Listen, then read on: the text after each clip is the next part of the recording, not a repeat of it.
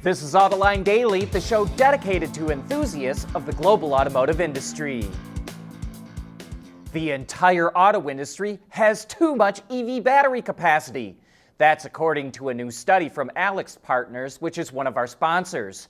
In North America, capacity is nearly twice as high as demand. In Europe, it's more than 2 times higher. And in China, EV battery capacity is 5.6 times higher than demand. China's overcapacity is especially high because tariffs have restricted EVs and components from being exported. And in North America, the capacity to demand ratio is expected to grow to 2.4 by 2028 and remain there through 2030. That's because consumers aren't currently buying EVs at the rate that automakers and regulators expected them to. And AlixPartners says the main reason car buyers aren't choosing EVs is the higher prices. Extended range EVs, or EREVs, were the fastest growing segment in the Chinese market, but not anymore. Sales have dropped for 3 consecutive months, and they're dropping by double digits. The beauty of EREVs is that they drive like an EV, so you get things like great low-end torque and one-pedal driving. Yet they have an onboard gasoline engine to provide long driving distances. But sales are dropping in China because most EVs now deliver 500 to 600 kilometers of range, or roughly 310 to 370 miles. And fast charging stations are becoming quite common as well.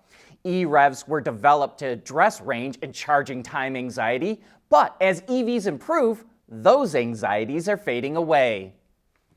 We've got some product intel on that Ram midsize pickup truck. Auto Forecast Solutions reports that production was pushed back by 3 months to February of 2028 at the Toledo Supplier Park. The truck will be built on the Stella Large platform under the code name R7PNN. As we've reported before, that truck will walk into a bee's nest of competition, including the Toyota Tacoma, Chevy Colorado, Ford Ranger, Nissan Frontier, Honda Ridgeline, GMC Canyon, and soon, a new entry from Hyundai. VW and Audi have been clobbered in the Chinese market, losing sales and bleeding market share. But they haven't given up and are starting to turn things around.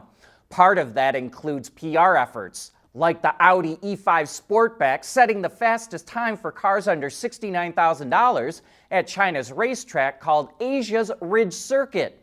It also includes adding new models with more in-car intelligence and Level 2 Plus driver assistance technology. That's part of the reason Audi's sales shot up more than 19% last month.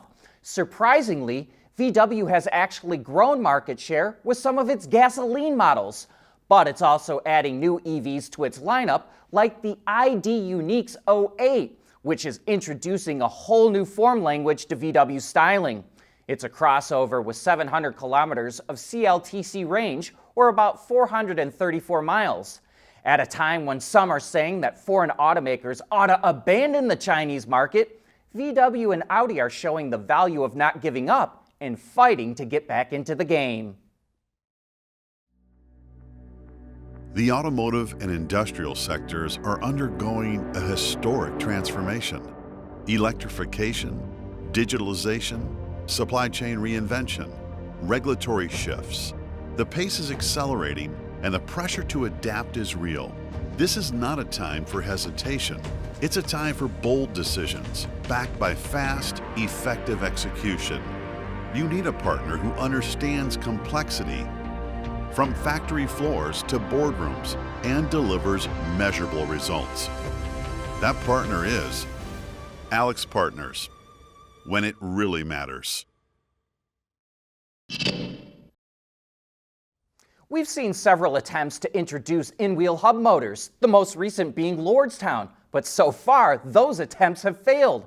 However, another car maker is going to give them a shot, Chinese automaker Dongfeng.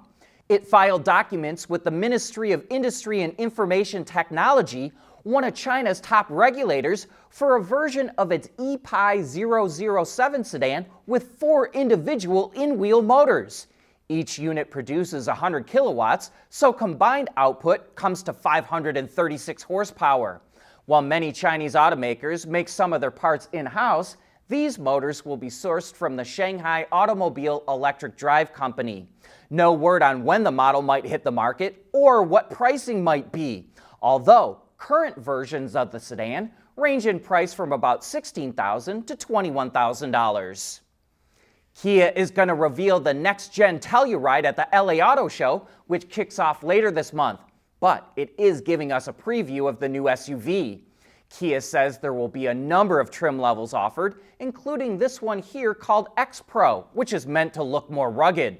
While we see some styling inspiration from the current generation, there's also some big departures, like a much bigger grille, as well as some smaller changes, like flush-mounted door handles. We think part of the reason the grille is so much bigger is because the overall vehicle grew in size. The wheelbase was stretched by 3 inches, it's 2.3 inches longer overall, and 1 inch taller.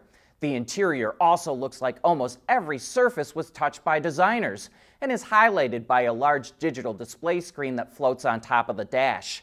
No word on powertrain offerings yet, but Kia calls the new Telluride its, quote, flagship gas-powered SUV. Tesla is losing another program manager. Yesterday, the head of the Cybertruck and Model 3 left, and soon after that, the head of the Model Y program, Emmanuel Lamacchia, also announced he's leaving Tesla after 8 years with the company. Tesla has seen a bunch of talent leave the company this year, with at least 10 high-level leaders and executives stepping away. And as we reported yesterday, Tesla struggled in China last month. Its sales fell 10% to just under 61,500 units in October. But that figure also includes China-made exports. And when you exclude those vehicles, Tesla sold 26,100 units in the domestic market. And that means the Xiaomi U7, which only started deliveries in July, outsold the Model Y last month. According to data from the China Passenger Car Association, Xiaomi sold 33,600 U7s, easily outpacing the Model Y.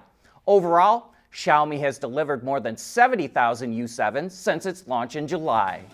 And that brings us to the end of today's show. Thanks for making Autoline a part of your day.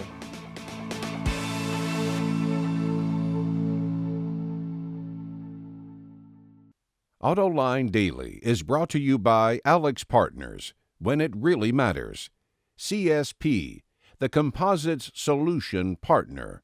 Intrepid Control Systems, over-the-air engineering, boost your game. And thanks to the following YouTube and Patreon members.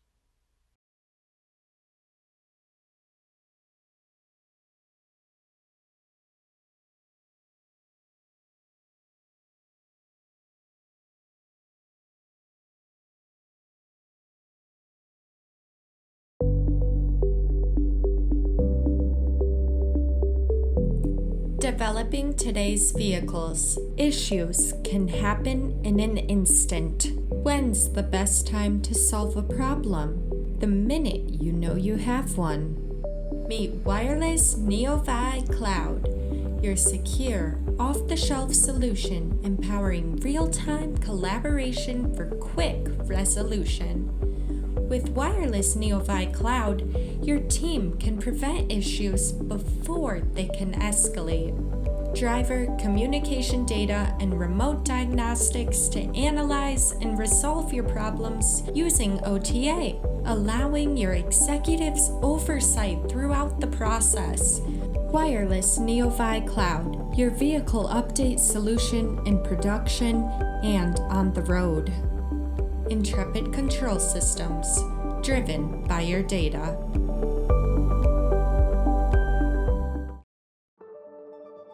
At CSP, we work with OEM engineers across the country on their journeys to lighter, safer, and more eco-friendly vehicles.